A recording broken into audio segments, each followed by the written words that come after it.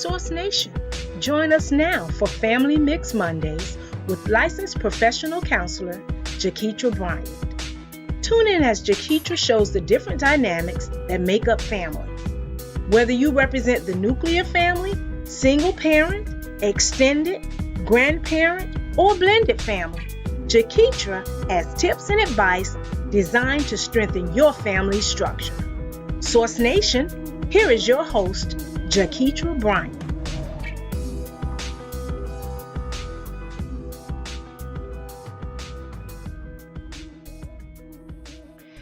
Well, good evening, SRN Television. I am your host, Jaketra Bryant, and welcome to Family Mix Mondays. We have another exciting show this month. As you know, we are doing our series in honor of National Health and Wellness Month. And so I just want to highlight the importance of our physical, mental, and spiritual health when it comes to parenting in our families. And so we're just going to keep that series going. And so last week, just to recap on last week, I had a really great guest, health and wellness coach, who talked about some good eating goals that we need to work on. And so I myself have committed to only having sugar once a week. I've semi-failed already, but that is my goal, to having sugar only once a week. And so I had it twice. I had it yesterday and today. I'm about to jump back on track. So, because I have to be healthy for my son and for myself. And so that's one thing our guest last week talked about. And so we're going to keep this series going because I really want to promote the healthy and wellness of our bodies, mentally, physically, and spiritually, for the sake of ourselves and definitely for the sake of our families and generational things. And so SRN, if you are interested in any type of advertisement with SRN Television, the contact information is Kathleen1971@gmail.com and TracyJeffcoat@gmail.com. Definitely reach out to them, let them know if you're interested in any advertisement, and they'll be glad to help you from there. Let's thank our sponsors, and they are Zulina Health, Wellness, and Fitness, Paper to Film Productions, Revolution Meals, and Renovations. So thank you so much for your sponsorship. And yes, we have a really awesome evening planned with some more insight on the health side. And so I have Retha, who is a certified legal nurse consultant and entrepreneur who opened her own business, RA Associates Firm, LLC, in November of 2015. And she began her nursing career 34 years ago as a licensed practical nurse. After years of hard work of determination, has now afforded her the opportunity to become a registered nurse with a master's in science in nursing and her education. Retha's 34 years of experience includes a variety of patient care, which includes hospitals, medical, surgical, orthopedic, neurosurgical, mental health, chemical dependency, family health, case management, utilization review. And so she's going to be with us this evening, sharing some insight on the health when it comes to the family system in our own bodies, so that we can get ourselves right, so that we can be the models for what we would love our families to look like. And so, hello, Retha, and welcome. Hi. Thanks for having me on. Yes, thank you so much for agreeing. And then before we jump into our talk, I love to give my guests a time that they can tell Source Nation what they have going on and anything that you want people to join in with you on. Well, as you always said, my name is Retha Allen, and I am a registered nurse, and I do have my master's of science in nursing education. And just like you and everyone else, you know, I've been making changes in my health and well-being as well. I started this year trying to, I am losing weight to promote wellness. And because I think that's an important factor for all of us, and especially when we're looking at family dynamics, and how it impacts our children and our families. I think that is very, very important. So I started this year with Weight Watchers, and so far I've lost 18 pounds. Oh, congratulations. And my goal is about 10 more pounds. Yay! Yes. So I think that we always have room for improvement on our health and well-being. And as you said before, not just for our physical health, but also looking at spirituality and mental, emotional health. I think that's a big key factor. So those are the things that I've been working on recently this year, setting some goals for myself, making some changes to be healthy, and really looking at wellness as a whole. I know it's so easy to well, first starters, let me back it up. Sorry. Congratulations on the 18 pounds. And it sounds like you are just about there with the remainder of that goal. So congratulations, because it takes a lot of discipline. I am a chronic yo-yo dieter, and I am trying to get better with that. Yeah. So I think it's like really important to make the connection, like you mentioned before, and just like how this series is highlighting things on, with this connection between physical, spiritual, and mental, that all of these components really, truly, indeed work together. And I think that's the area that I wanted to make sure I went with here, which is showing that like without the spiritual piece or without this mental thought about it, then our wellness really doesn't even like happen, or it's not consistent rather.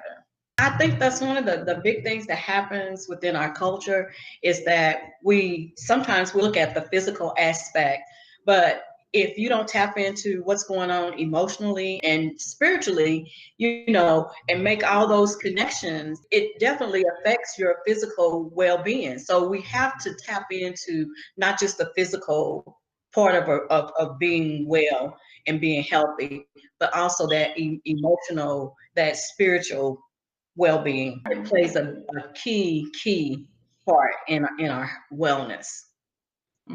I agree. And I think that's something like you mentioned, our culture. So let's start there with just looking at let's look at our culture as Black people, and then we can definitely look at the culture of times. And so our culture as Black people, historically, we know there's been a couple of historic diseases that are linked to eating and are sometimes more prevalent in a Black person. And so I guess in your expertise with being a nurse, like how often do you see clients who might be falling into this historical type of like health pattern?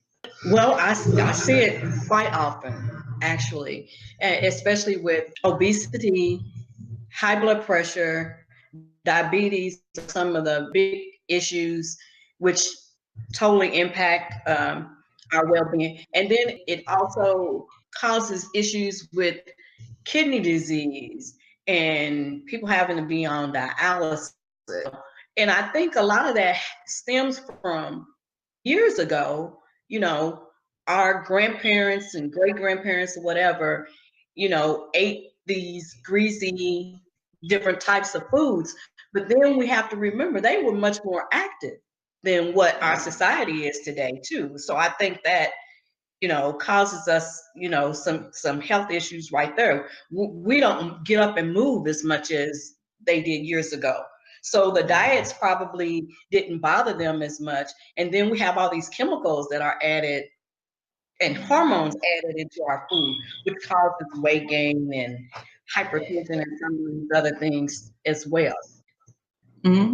So definitely our culture does impact, our wellness. Yeah, I think it's a really good point about like the culture and just like the people walking, because think about like, so I live in Atlanta, Georgia, and in Atlanta, like they're in the midst of trying to figure out the Beltline and more transportation and MARTA and how to not have so much traffic congestion. And in this, there's still more people asking about like Lyft and Uber. So it's just we're still in a car, or we're still in the bus, or we're still in some type of transportation and not like walking. So that's a really good point. Yes, because for myself growing up, when we got together, our friends after school, if we wanted to go somewhere, we were walking, we were riding a bicycle. But now the children don't have that opportunity a lot of times, because you live in neighborhoods, not necessarily where you go to school at. So when you go somewhere, your parents are transporting you, to these different places, and you're not getting the activity. And then you have the electronics that play a key role, because now they just sit, you know, and it's hand movement, not a lot of, you know, physical activity. Yeah, that's a really good point. And I bet you people probably didn't even think of like, oh, what does electronics have to do with our bodies and us being healthy?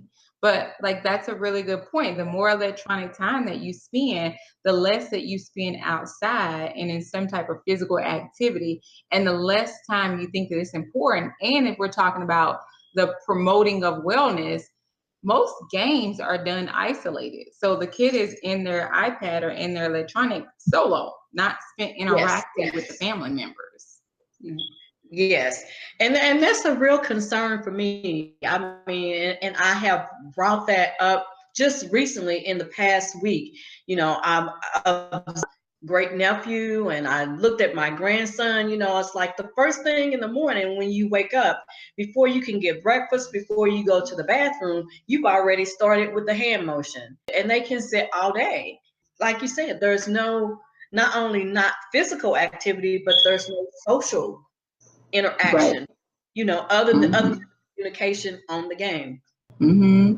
And that's back to that wellness. So I guess like kind of tying it back to with the historical trends of obesity. And so I guess that would be some correlation. So in your field, when people say, oh, I don't know how I've gotten to be this size, or I don't know how my health has gotten there, what are some particular, I guess, some particular common factors other than like, well, I guess sitting down, or are there some other patterns, I guess, if you will, that our families are doing that's indeed causing these things? Since this is something historical, that besides the game systems and kind of sitting in the house a lot.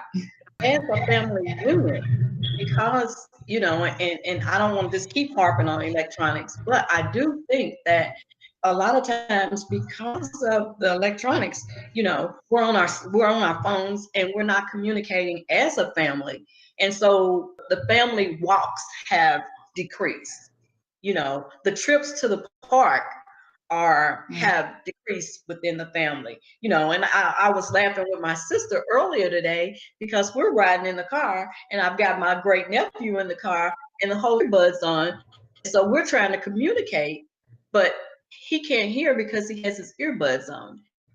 So when you lose that, you lose that connection, and then you get into that social dysfunction, you know, where we don't have that connection anymore with the children, because they're isolated because of how they live their lives, you know. And part of the solution for that is, you know, I think within the household, can we limit the time that they're on the electronics, and say, hey, for 1 hour, we need to spend time as a family, and we need to get out, and let's walk together, you know, because that as parents, and especially mothers, that we are the gatekeepers for our family and our children's wellness.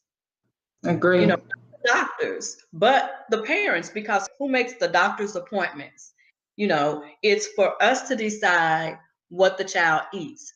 And if we start when that child is born, growing up, being a toddler, if you start with giving nutritious treats, and, you know, instead of the candy or whatever, they will grow up eating, because they don't know any different. I agree. It begins with us as the parents to redirect the well-being of our children. And if we make changes, you know, and educate ourselves, then it will trickle down to our children. I agree. No, I agree. I think so too. I think like, because I know for me in my household, it's just myself and my son. So whenever I notice, sometimes it's helpful.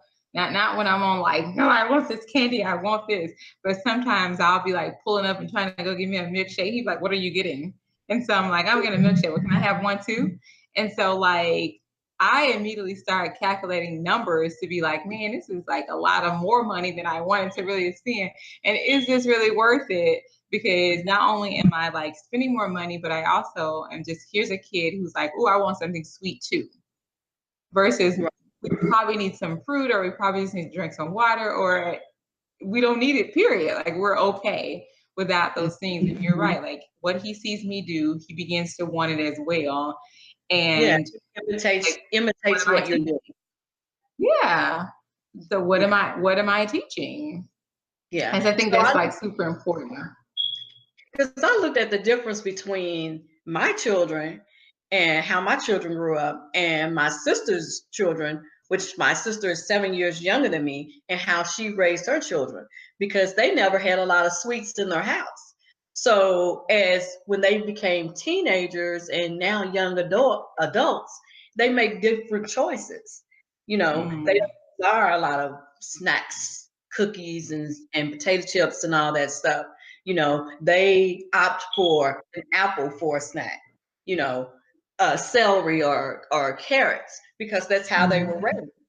Where my were junk demons because I was. Yeah. We're like, so mine is half and half. Yep. That's what my house is, half and half. When I'm on my health tip, then like I normally don't buy it for myself. So I have a problem going out to get it. And when I go out to get it, that's when I notice he'll want something. And then his snacks may be a little bit different than my snacks. But then my son actually loves carrots, celery, and things like that, and apples. And so I was like, well, this is different, because now I'm having to figure out like hey, I need to I'm modeling this because of my lack of self-control, and not really realizing like in the long term for my own health, as well as like in the long term for his health. And I think that's the historical part that you're speaking about, that we're not looking at that. Yes, I don't think that when we're making choices that we look at the impact that choice has, not just on us, but on our children and our family. Mm-hmm. You know. I agree. Yeah. So Retha, what as a person who has seen a couple of, like with your bio, who has seen a couple of areas when it comes to like in the chemical side of things. Now I know the linkage of mental and chemical and environmental and things like that, but do you see any type of correlation where there is like this chemical dependence that may be also linked to like sugar dependence or food addictions when it comes to like some unhealthy traits that are passed on? I believe that when you're eating sugar, it triggers your body to crave more sugar. Because if you've ever paid attention to the times that like you're saying now, that you're going to limit yourself to sugar once a week, you know, the times when you go without the sugar, cravings will decrease. But the more you eat the sugar, the more you crave the sugar. And that's just part of the makeup of it. You know, the sugar causes you to crave more sugar. But when you take that out of the diet, those cravings go away. My sister and I did the same thing. We, backed up off the sugar, and I was surprised that there were times I didn't even think about eating anything sweet. I just didn't desire it because I hadn't been eating it, so my body didn't crave it. Looking at our mental health, in our culture, it's a lot of times taboo to seek counsel. We're looked at as, well, you're weak, you should be better than that, because you say, well, maybe, I'm dealing with a little bit of depression, but if I go see somebody about that, then people are going to talk about me. People are going to think I'm crazy or whatever. So in our community, in our families, a lot of times we back off of taking care of ourselves mentally because of the taboo that has come along with it, the stigma that comes along with it. Nobody wants to be stigmatized and say, well, she's just crazy, she's just weak, she just has to be a little bit stronger. You know, we can go to a medical physician to be treated for our diabetes or hypertension. I know, like that's the truth. Because last week I decided to like hire the guy from last week who was on my show for to be a trainer. And then in our consult, I was telling him, I was like, well, I know how to eat, I know how to exercise, I know all of these things. And I was like, but I was like, something always, I was like, but I constantly keep being a chronic dieter. And I know mentally what is linked to. And so one of the assignments that he gave me, which I thought was a really awesome assignment, because I'm big on affirmations myself, but I'm also big on like my spiritual affirmations. So usually it's some scripture or it's something that I'm kind of warring out of or something like that. But his was saying something in the present. And today I was like, you know what? I'm going to write my affirmation that he says that he instructed me to do. And I'm going to write it that I will no longer respond with food when I'm stressed, that I'm going to actively work toward dealing with my stress or reacting differently. I was like, I'm stress eating and I'm connecting it, knowing I'm stress eating. And here it is. I'm just like, well, I want this. And like I said, I broke my little streak for twice. And knowing I'm like, now I got to record it and write it down. So I didn't have to go over feeling guilty. All when I should have just been like, no, react to your stress differently. Yes. Big difference. Yes. And that's a contributing factor to obesity is, you know, people just say, well, they just eat too much. Well, sometimes it is stress related. Mm-hmm. It is.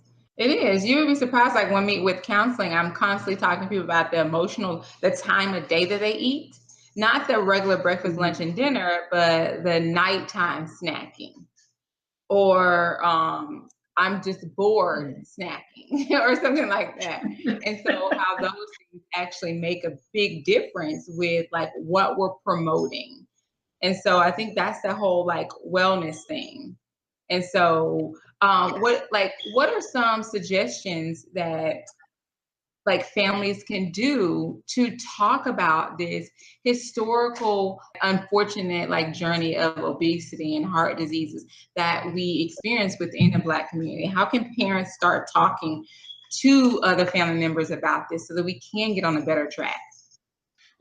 And I think that's one of the key things really is to just begin to talk. You know, I think that we don't spend enough time talking to each other. If you've ever noticed, ever gone out to eat and watch people sitting at the table together, and in the midst of enjoying the meal, and people are on their cell phones, but you're sitting across from someone that you could spend time with, but instead you're sitting on your cell phone, not really listening. So I think that's one of the things that we need to get back to is beginning to communicate as a family unit. Say, hey, look, you know, well, my grandmother or my grandfather or my mom or my dad had diabetes. And so we're going to make some changes in our diet, or we're going to begin to exercise so that, you know, we can control some of the diseases that have been trickling down. You know, maybe it's not so much that it's hereditary as it is our activities, you know, making some changes to, you know, the activities that we've done in the past. I like that. But you're right. Like the whole, I saw somebody today in the midst of going to get some bad food, but I was waiting on my food and I was just like, are they on a date? Because I surely hope not, because they're not even talking to each other. And so like I immediately, that was the first thing I was drawn to. There's no communication that was happening between them. And I think if they did begin to talk, they began to talk as someone entered the restaurant. And so I was like, well, that's interesting too, because that also too says that, like how you were back there talking about your great nephew with the connection. So it says that we really don't have much of a connection if the only thing that we can talk about is what we begin to see as it enters into the restaurant. Back to the mental piece and the spiritual piece. So we've been working on well, I've been working on, and I know my son has, our family tree. And so that's one of the things that you go back and you're looking at, you know, the dynamics of that family, and where you came from, and, you know, was obesity an issue, you know, in your grandmother, your great grandmother, or whatever, but what was that pattern of behavior, you know, and then how can we break that cycle? You know, can we do something different? You know, and again, I know for myself, just making, and it's not been a big change that I made to lose the 18 pounds. It's just been some small changes to my diet, and then increasing my activity, you know. And so I think that a lot of times we don't want to make changes because we think we're going to have to make this really dynamic, great big change, when it doesn't have to be necessarily, you know, just a little thing. You know, if you in sodas, can we cut out some of that? You know, so can we have one day that we just have water? Right. And that's back to promoting, and that's back to modeling. Yep. So we're back at modeling, we're back at promoting, and those little small things reduce obesity or reduce the heart part of it. And then from there, you then can begin to look at the mental wellness of it and the spiritual wellness, because the mental wellness is your thoughts about it, and the spiritual part is that extra part that we don't have by ourselves. That says that, you know what, this thing is bigger than me. I'm still hungry. It's bigger than me. And we can then address those things. But that's still modeling within families. And I think sometimes for the children, you know, today, more so than just tell us, sometimes they have to see things. So if you would take a can of soda and actually show them how much sugar is in one soda, you know, I think it would make a little bit of difference that they could actually see, other than you just say than just saying, well, it's a lot of sugar in that. Well, what's a lot? What does that mean? Over a period of a month, if you have this many sodas, this is how much sugar you've taken in. You know, so just doing, you know, I know with my great niece and nephew, I did a germ activity with them, because I would say all the time, wash your hands, wash your hands. Don't go in the refrigerator without washing your hands.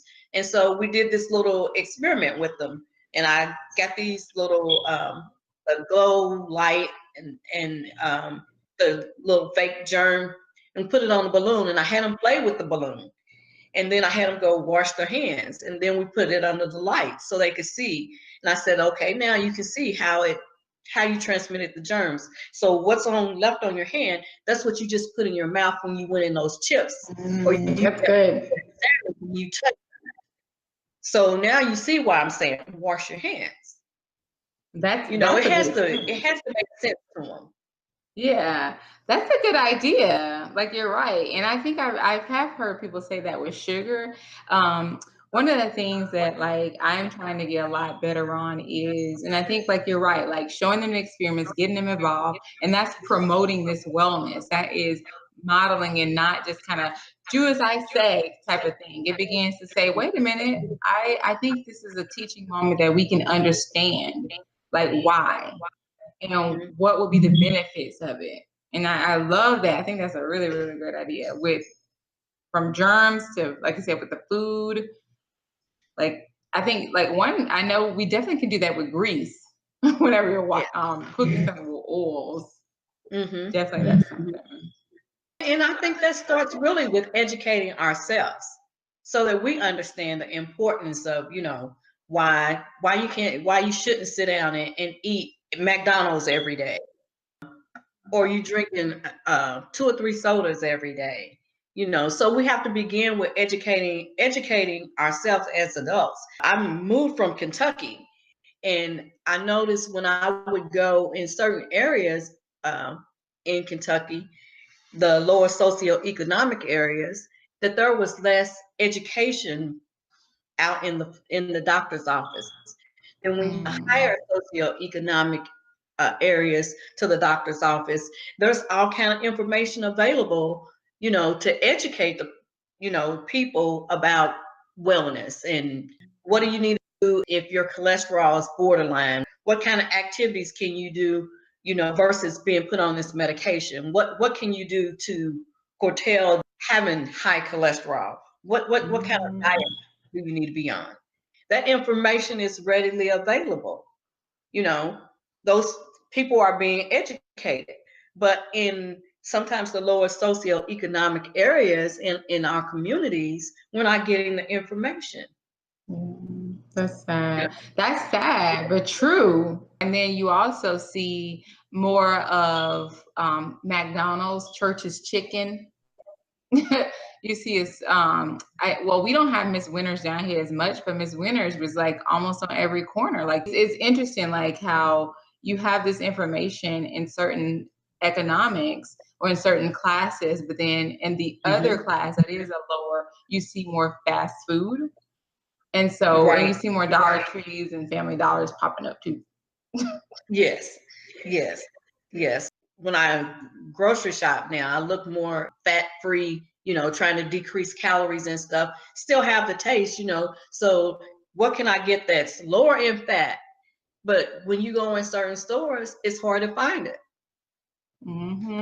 So then you're limited, okay, so I can't find the low fat half and half, in the store that I was going in. Now I've got to drive 10 miles down the road just to get the half and half that's low fat.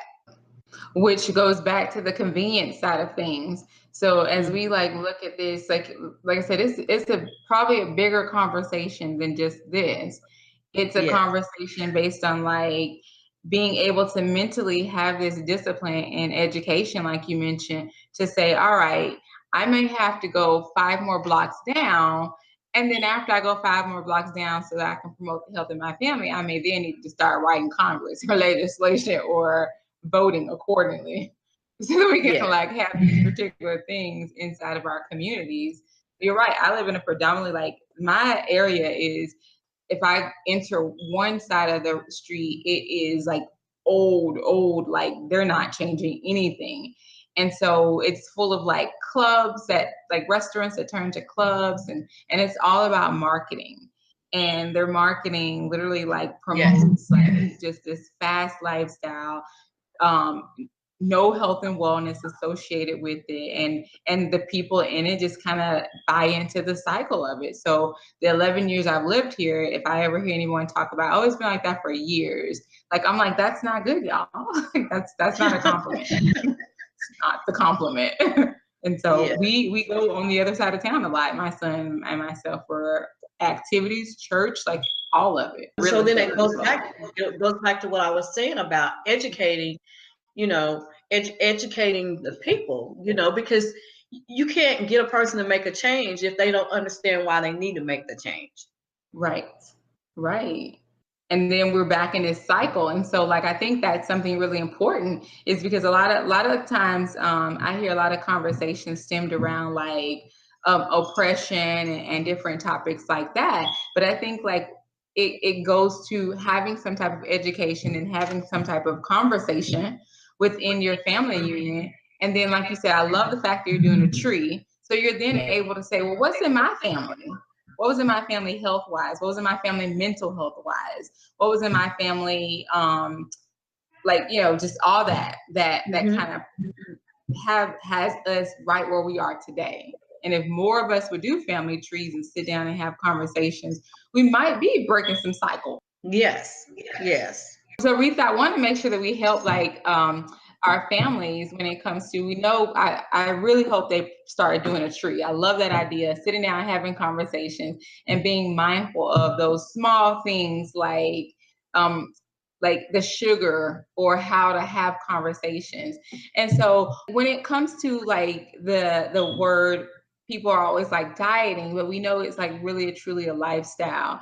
How can we help some of our family members who are not overweight per se, they may not look as if they're overweight, but yet sugar still has a role, even if you aren't overweight, or diabetes still has a way to creep in?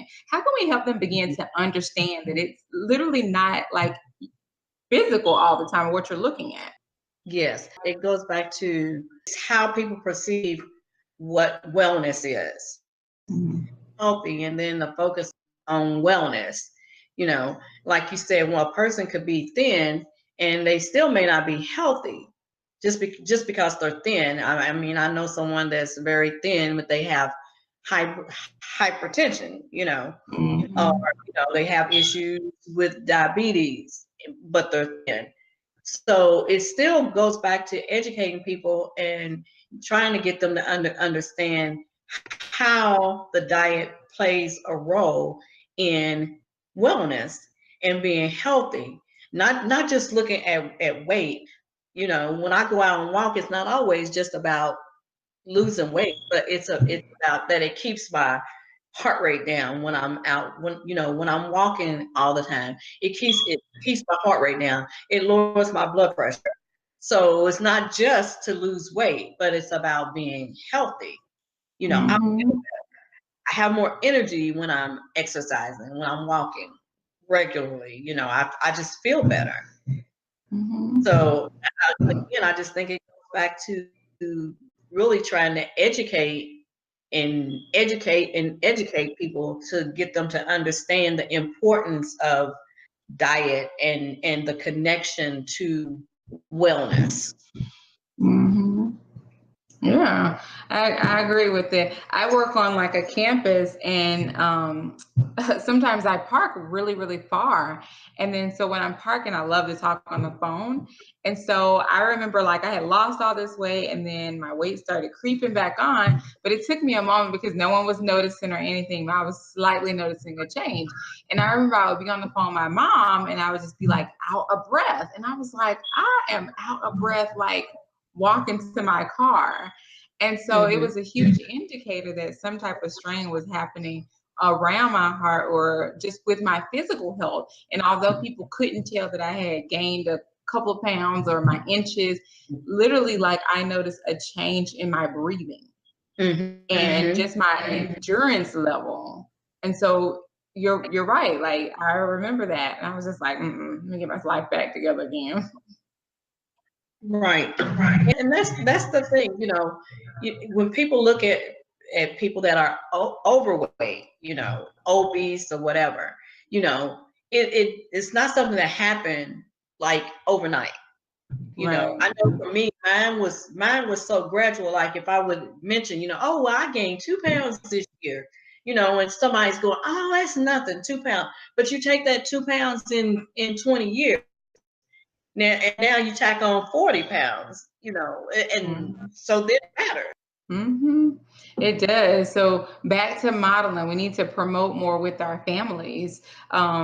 With just promoting them. Do you suggest some type of like how you're doing like Weight Watchers or some type of like coach or just something like that to get the families involved, or is it a good start just to go into the doctor's office and just talk about like what does wellness look like for my body type and my family history? Would you suggest like things like that also?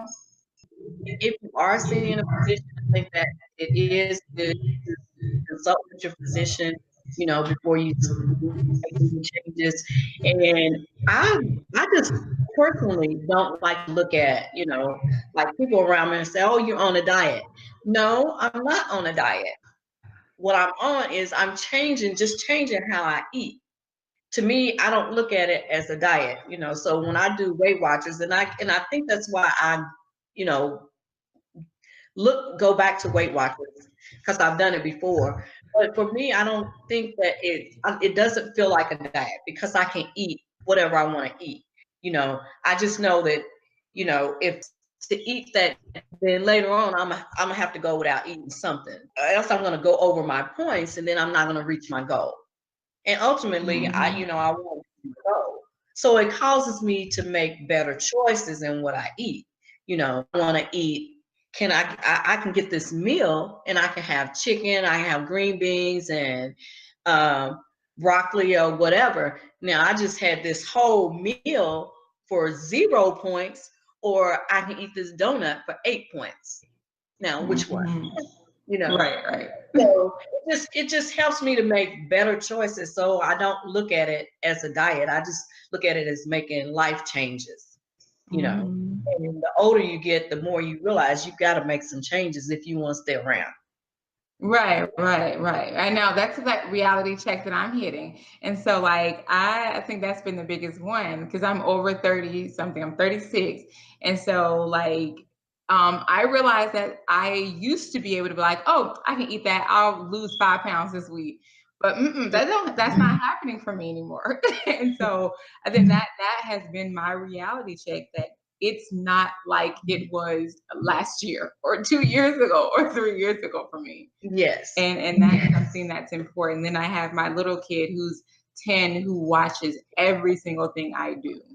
And that's something that hasn't been, you know, like, well, that's been the last 10 years, but he's more mindful of it as he gets older also. Yeah, I think just continually encouraging people to get back out and get active. You know, what can we do? What can we do as a family? What can we do as a community to become more active? You know, the days of going out, I remember being out in the yard and we played volleyball, we played badminton, we were playing softball, kickball, just moving. So what can we do now to get back to having some more activity, and that involves our children? Right. Our children or whatever, how can we make those just subtle changes? I know, like when I had my granddaughter with me, I was like, come on, let's play some jacks. So you do something, let's go do this. And my grandson, we went and we flew a kite, so just something so that we're active, that we're doing something together, which causes down that electronics. Yep, I agree. So like we'll have a cycle breaking, and then we can definitely then, like I said, like tap back into our mental part, our spiritual part, and we're building this sense of accountability also. So it begins to be several lessons that can come out of that. Yes. Yes. And so good, Risa. I think this has been like such a great conversation. It's allowing me to get back on my toes. I got a couple of guilt thoughts that are cycling in my head from what I ate today. But nevertheless, I due to the personal trainer who is making me write stuff down, I just got to face it, because I think the more I face it, the more I actually can have more solutions. What I appreciate about a lot of things that you were saying about just the education and just this whole piece of educating ourselves, I think is super important. And so I definitely think that this has been something that people need to begin taking more seriously when it comes to the mental health, the physical health and wellness, and just this whole wellness package and what that looks like for us to stay around a lot longer and be more centered. And I'm sure that there's probably some linkage too with food and happiness, or food and mood. And so that's a whole nother one. Yes, because chocolate definitely makes me happy. Yeah. I know.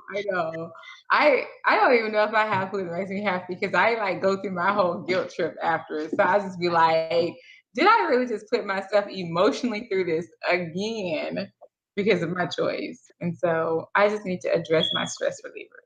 That's stress. I think the key thing that you're saying there is that you're acknowledging it. Yeah. Then you can make a change.